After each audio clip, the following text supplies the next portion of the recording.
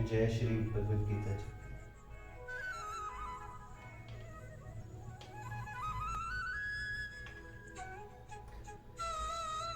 संबंध इस प्रकार अयुक्त पुरुष की बुद्धि के विचलित होने के का प्रकार बतलाकर अपूर्ण स्थित प्रज्ञ अवस्था की प्राप्ति में सब प्रकार से इंद्रियां स्वयं की विशेष आवश्यकताएं सिद्ध करते हुए स्थित प्रज्ञ पुरुष की अवस्था वर्णन करते हैं।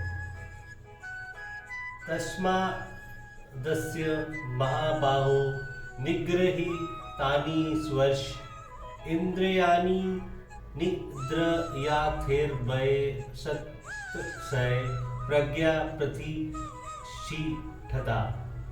इसलिए हे महाबाहु, जिस पुरुष की इंद्रियों के विष से सब प्रकार निग्रही हुई है, उसकी बुद्धि स्थिर है।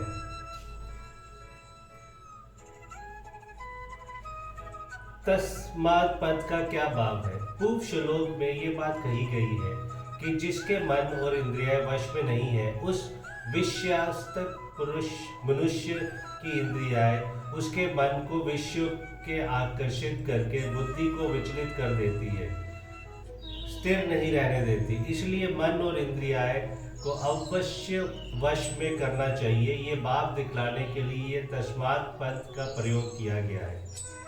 महाबाहु संबोधन का क्या भाव है? जिसकी भुजाएं लंबी, मजबूत और बलिष्ठ हो, उसे महाबाहु कहते हैं। ये संबोधन ने शूरवीरता का द्योतक है। यहाँ इस संबोधन का प्रयोग करके भगवान ने ये भाव दिखलाया है कि तुम बड़े शूरवीर हो, अतएव इंद्रियों को मन को वश में कर लेना तुम्हारे लिए कोई बड़ी बात नहीं है।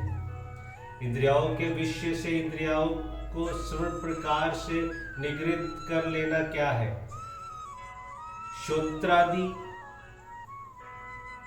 समस्त इंद्रियों के जितने भी शब्दादि विषय है, उन विषयों में बिना किसी रुकावट के प्रवृत्त हो जाना इंद्रियों का स्वभाव है। क्योंकि अनादि काल से जीव इन इंद्रियों के द्वारा विषयों को भोगता आया है। इस कारण इंद्रियों को उनमें आस्तिक हो गई है। इंद्रियों की इस स्वाभाविक प्रवृत्ता को सर्वथा रोक देना, उनके विषय लोलुप स्वभाव को प्रवृत्त कर देना, उनमें विषय सात्विका का अभाव कर देना और मन बुद्धि को विचलित करने की शक्ति न रहने देना, ये उनका उनके विषयों से स्वतः निग्रहित कर लेना है।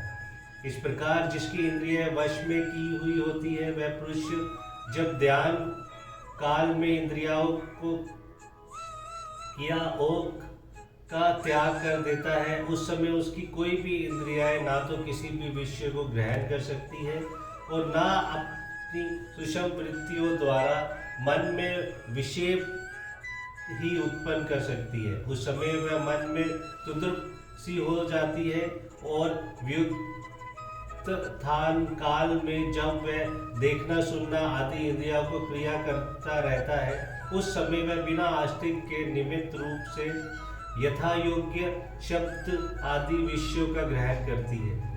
किसी भी विषय में उसके मन को आकर्षित नहीं कर सकती, वह मन ही के अनुसार करती है। स्थित प्रज्ञ पुरुष लोक संग्रह के लिए जिस इंद्रिय द्वारा जितनी समय तक जिस शास्त्र सम्मत विषय को ग्रहण करना उचित समझता है, वही इंद्रियां उतनी ही समय तक उसी विषय का ग्रहण करती है।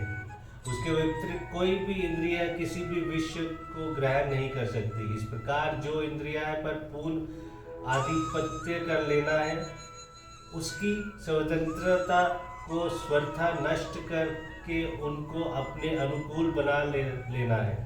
यही इंद्रियां के विषय से इंद्रियां को सब प्रकार से निगृहित कर लेना है।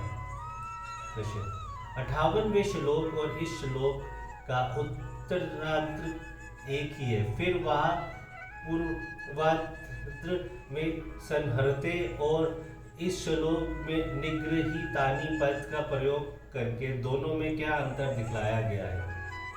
98वें श्लोक में भगवान अर्जुन के किमासित कैसे बैठता है, इस तीसरे प्रश्न का उत्तर देते हुए स्थित प्रज्ञ पुरुष की आखिरी अवस्था का वर्णन कर रहे हैं। इसलिए वह कछुए का गच्छठान देकर संहरते पद से विषयों से हटा लेना कहा है। ब्रह्मा रूप में इंद्रियों को विषय से हटा लेना तो साधारण मनुष्य के द्वारा भी बन सकता है, परंतु वहाँ के हटा लेने में विलक्षणता है, क्योंकि वहाँ स्थित प्रज्ञ पुरुष का लक्षण है। अतएव आस्तिक रहित मन और इंद्रियाएं का स्वयं भी इस हटा लेने के साथ ही है, और यहाँ भगवान स्थित प्रज्ञ की स्वाभाविक का अवस्था का वर्णन करते हैं। इसीलिए यहाँ निग्रही तानी पद आया है। विषयों को आस्तिक से रहित होने पर ही सब ओर से मन इंद्रिय ऐसे निग्रह होता है। नी उपसर्ग और स्पर्श विशेषण से भी यही सिद्ध होता है। अब दोनों की वास्तविक स्थिति में कोई अंतर न होने पर भी वहाँ अक्रिय अवस्था का वर्णन है, और यहाँ सब समय की साधारण अवस्था का यही दोनों में अंतर है। प्रश्न, उसकी बुद्धि स्थिर है, इस कथन का क्या भाव है? इससे ये भाव दिखलाया गया है कि जिसकी मन सहित समस्त इंद्रियां उपयुक्त प्रकार से वश में की हुई है, उसी की बुद्धि स्थिर है। जिसके मन और इंद्रियां वश में नहीं है, उसकी बुद्धि स्थिर नहीं रह सकती। जय श्री कृष्ण। जय भगवत गीता।